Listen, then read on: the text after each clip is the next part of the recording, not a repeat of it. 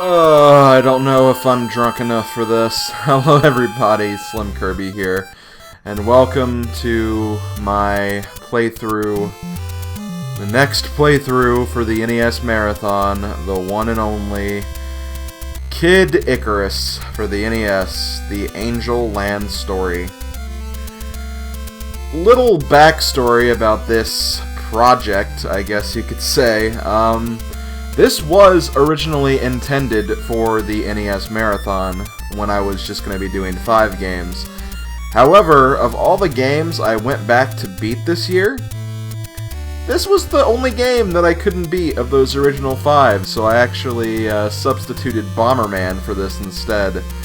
And since I figured out that I would be needing more games to fill up the NES Marathon with, and since I noticed a lot of people were really hyped for this game and wanting to see this game, I finally sunk my teeth into this game and actually got all the way through it.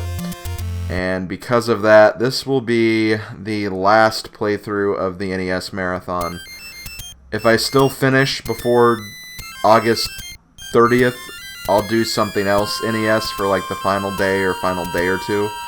But this will be the last main project, so I'm doing this as a huge thank you to all of you guys for tuning in and making the NES Marathon what it was. It has been a lot of fun, and now we're going to make it miserable. So here we go with Kid Icarus, Angel Land story. So, in Kid Icarus, you control Pit. He is an angel. He's an angel, he can shoot enemies with arrows, and whenever you defeat enemies, you collect hearts. Hearts are your basic currency for this game. We'll find shops throughout this game, and you can use the hearts to actually buy things. And it will also determine a few other factors as well, but I'll get into that later.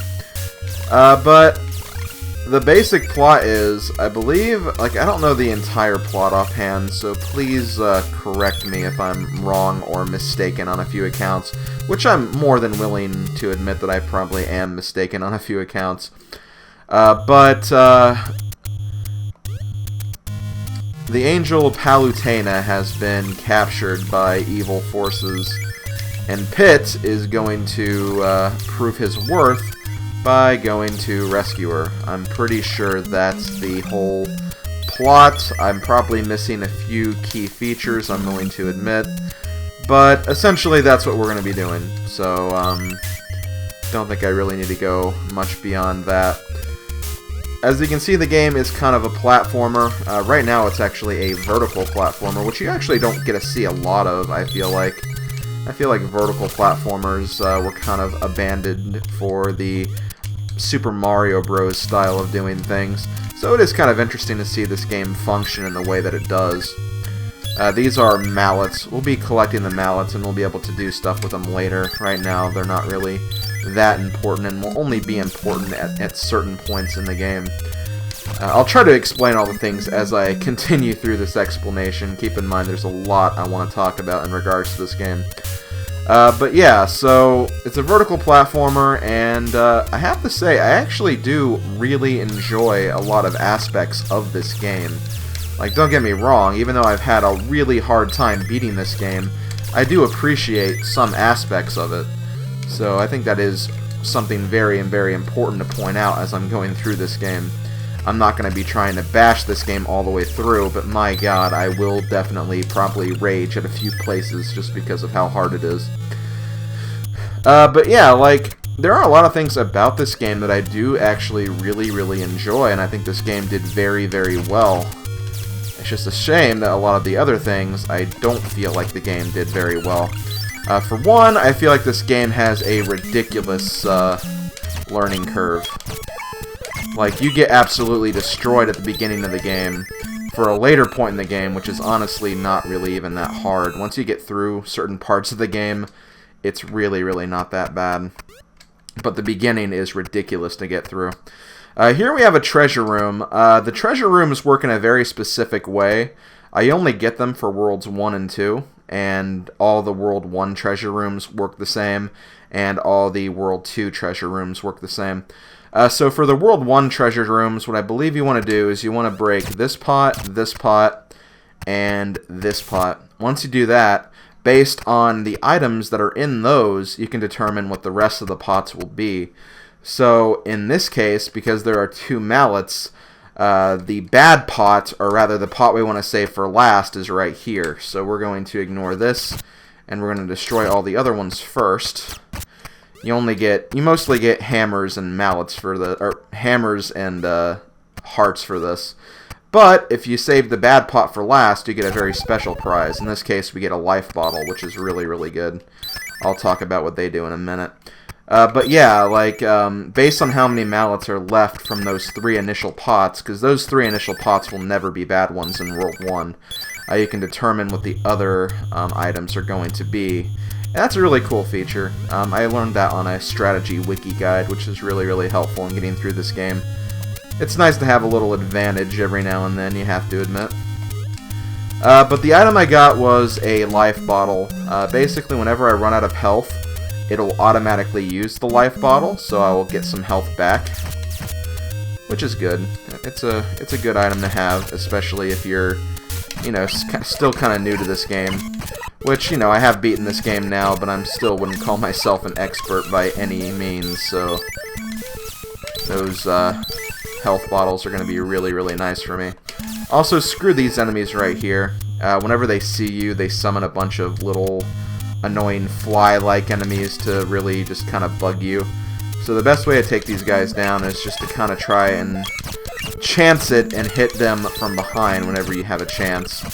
But you could very easily get destroyed by those little guys that come out. They do a lot of damage, and that's really, really annoying. An annoying part of them, anyway.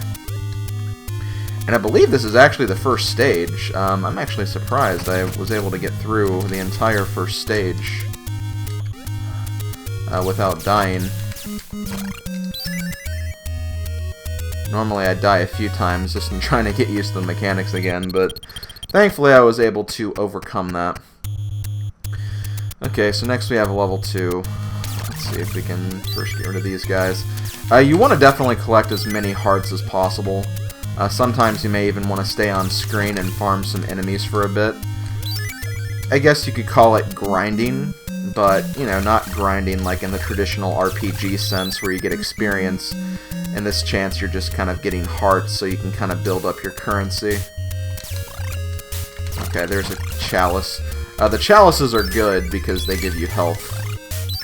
And I definitely need some health right now. After those guys destroyed me earlier. Let me destroy those guys first. And here, like, I can kind of farm these guys for a bit if I want to. But I think I'm gonna grab this and go ahead and go in. Okay, this is a speck nose nest. These guys are called speck nose. They actually give you big hearts, which give you 10 hearts per kill. So these are really nice to kind of go into, just so you can grind for a bit. Just be careful, because as you can see, I'm already low health again, so I'm probably gonna die here. That's really, really annoying. I don't like dying in this game. Thankfully, if you die, like, you don't have to, like, start from the very beginning of the game or anything.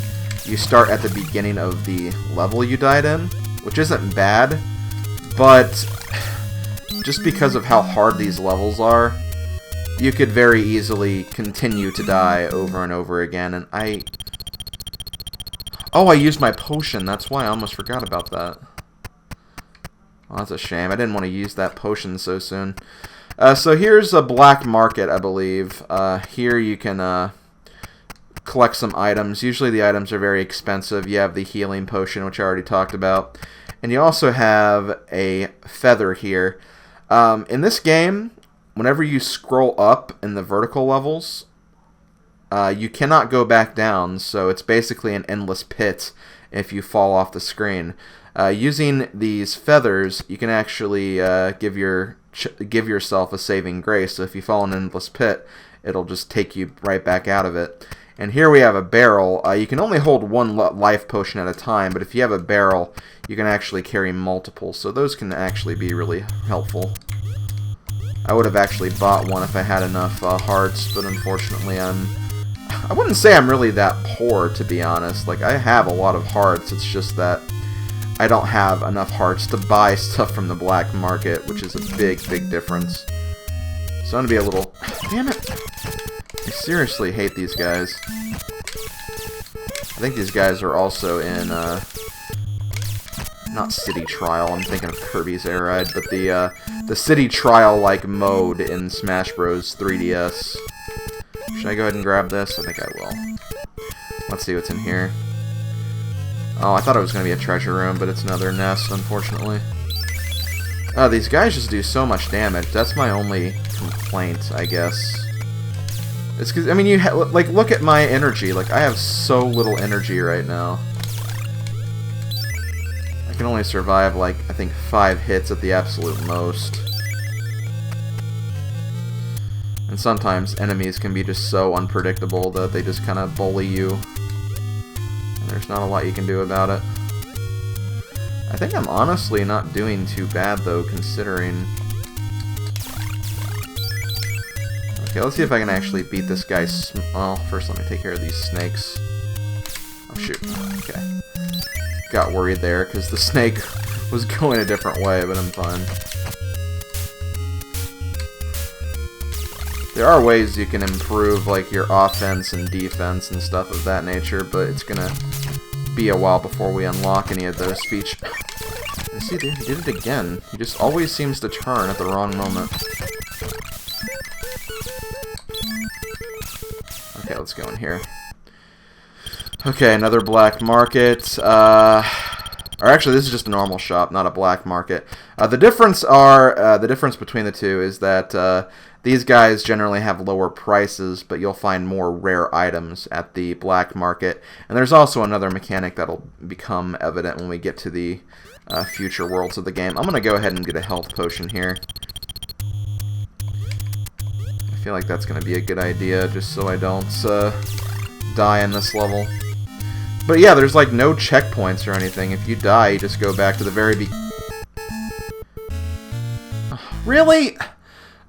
Because I was on ice, so that ice is what knocked me off right there. Okay, hold on, guys. Okay, I think this is about where I fell last time. Basically what happened is, like, you guys know how bad ice controls are. Ice physics, whatever you want to call it.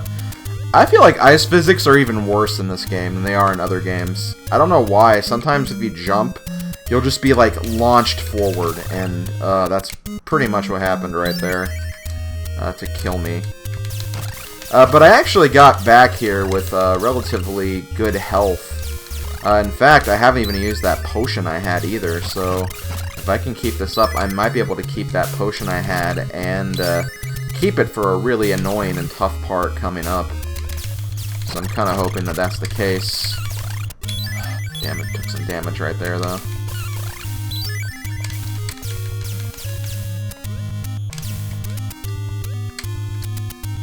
That's okay. We have more platforming in store for all of us.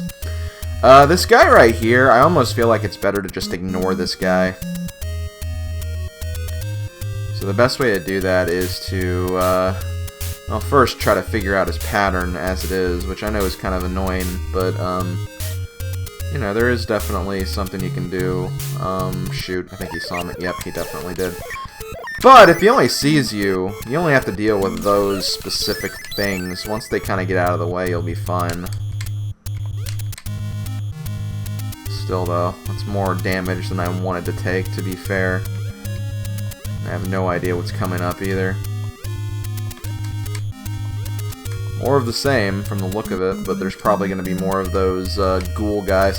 Actually, there's the door, I think. Oh, no, this is a different room. Okay, well, here, we're going to get our first arrow upgrade. So, every now and then you'll find little rooms like these, where they can give you arrow upgrades, like I had right there. These arrow upgrades will basically increase the damage that Pit's arrows will do. So, we can destroy enemies a lot faster. I'm just going to skip that guy. I do not want to deal with that guy right now. And I want to go ahead and make it to this level. But yeah, like, this arrow will definitely allow Pit to destroy enemies a lot faster. And I think once you reach the end of the level, you'll get a health upgrade too. That's why I said power up. So once I get a chalice, I'll be looking pretty good. I'll actually have a lot of health to work with. But until then, I gotta stick with this little health that I have right now, which I'm not really looking forward to. But about the power upgrades, every now and then you'll find a room like that where it's just kind of empty. But if you destroy enough enemies, you'll be granted the arrow power-up, like I got. So you actually have to kill a lot of enemies in order to gain favor with the gods to get the arrow upgrade. There's no... I mean, there might be a specific amount in mind in the game's coding, but they don't exactly give that number off the top of their head, so that is not a number I could necessarily tell you guys, but all you have to do is just kill a lot of enemies, and you should be on track to getting all the upgrades. I should have grabbed that heart. I missed out on a lot of good stuff right there. Okay, so yeah, I used that potion. Whenever you die, you actually, you basically start with all the things that you had when you started the level. So since I had that potion at the start of the level, I still had the potion with me, so I didn't lose it.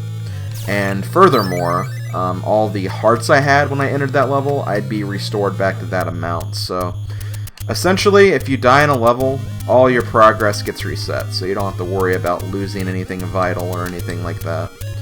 Sometimes, if you have like bad luck during the course of a level, you may just want to restart and do it again. See if you can retain all of that stuff. But that's in the eye of the beholder, I guess you could say. You don't have to do it that way. Come on. Oh man, I hate those... I hate the fire enemies that just kind of come at the bottom of the screen and just shoot balls of fire, I guess, at you. Couldn't think of a better name for that. I'm gonna go ahead and should I get a chalice or should I get a health potion? I think I'm actually gonna go for the chalice because this way I'll have closer to max health, and then if I get a black market, I can get a barrel so I can hold multiple potions at once. That might be, or might end up being the better call as of right now. I might be regretting that chalice purchase now though, because there could be one waiting for me up here. I hope I also went the right direction, because I know there's a door. Yeah, there is. Okay, good, I went the right direction. Okay, good. What do we have here? I think this is... Oh, treasure room. Okay. So, since we're still in World 1, we want to get this one, and this one.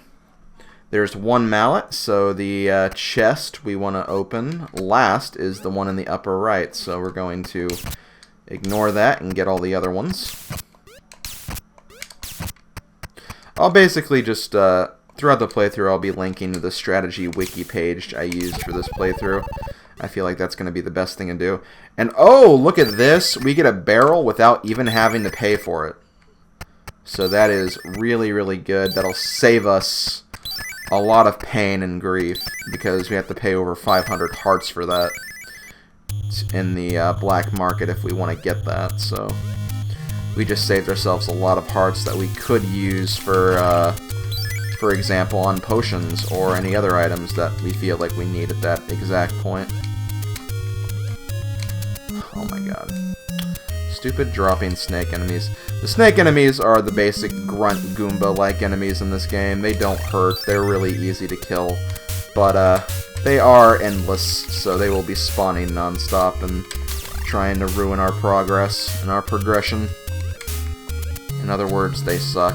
Well, I guess I can't really say they suck. Pretty much all the enemies in this game suck, to be fair. But, you know, they're never-ending. That's what sucks about those particular enemies.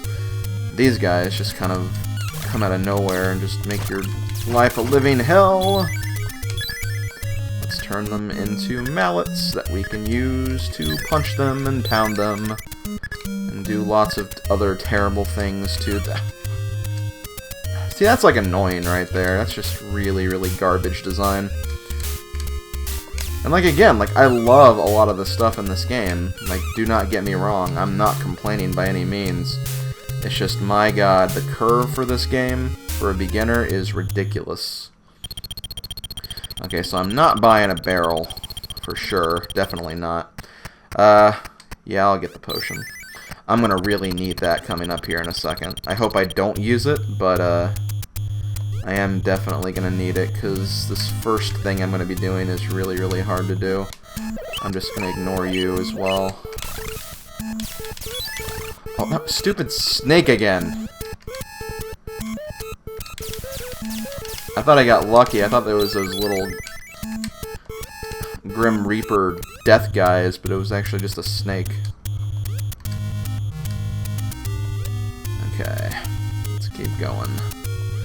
Let's keep going, let's keep climbing. Okay, this guy is going to be really annoying to kill. Oh yeah, how'd he see me? Screw that. Okay, here's another room. This room, I think, is very, very important, where we have to endure some harsh training. Now, you don't have to kill any of these guys, just endure the training. So it's almost advised just to, like, try to dodge everything. Don't try to actually get kills here. I think it lasts about, like, 20 seconds or so. And if I can get through here without using my potion, that'd be just lovely, actually. Come on, come on. Okay, I got hit there. They do normal damage. They don't do, like, a whole lot of damage, thank God. Okay, and once you complete the training, you can take your pick of 3 very rare items that you will never see in the shop or black market, unless in very, very specific circumstances that I'll be going over later. We have the fireballs, which basically increase, I don't want to say the damage of Pit's arrows, but it will essentially give the arrows like a wider hitbox or something, like a wider area of effect, so that's always good. The bow will give Pit pretty much unlimited range, and the staff will actually give Pit some defensive capabilities. Now here's the thing, these items do not take effect until you use a recovery pool, so we're not going to be able to see these items or see any use out of these items until later. But in my opinion, the best item to go for is the staff, because the defensive capabilities are great. Just remember, we won't actually get to see any of those until 2-1, which is kind of a shame. Okay, so now we have to be a little careful. Seriously, I wish this stupid Grim Reaper guy could just go home.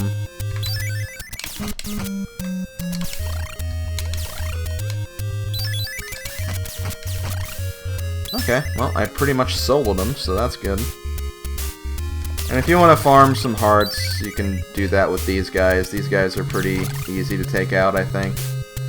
Just make sure they don't get caught in the ceiling like that guy did.